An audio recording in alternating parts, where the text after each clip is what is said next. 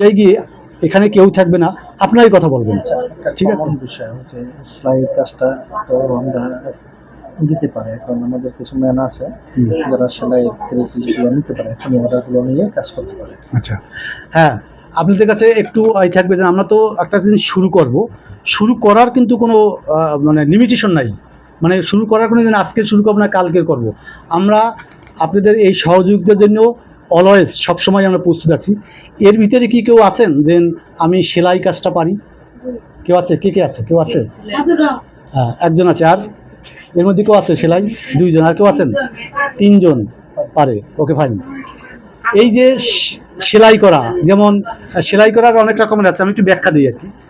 সেলাই কি, যে কেউ সিলোয়ার কামিজ সেলাই করতে পারে, কেউ হয়তো মানে মেয়েদের জন্য পেটিকোট বা অন্য কিছু সেলাই করতে পারে, সবাই দিয়ে সব কিছু তো সম্ভব না।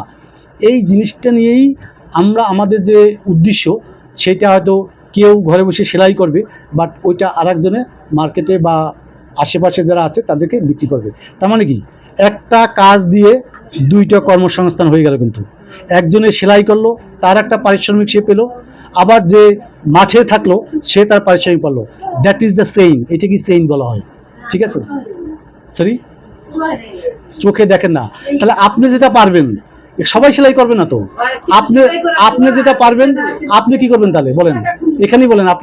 আপনি কি পারবেন তাহলে? সুতো কাটতে পারবেন। আপনি এইটা পারবেন না, উনি সেলাই করছে সেই কাপড়টা আপনি বাড়ি ওই রাস্তা মার্কেটে বিক্রি করতে পারবেন না। বাস, দেখেন, তাহলে তাহলে একটা চেইন হয়ে গেল না? উনি যে সেলাই করলো, একটা আয় করলো, আপনি বিক্রি করলেন, আপনার আয় হয়ে গেল। এইটাই সিস্টেম। হ্যাঁ।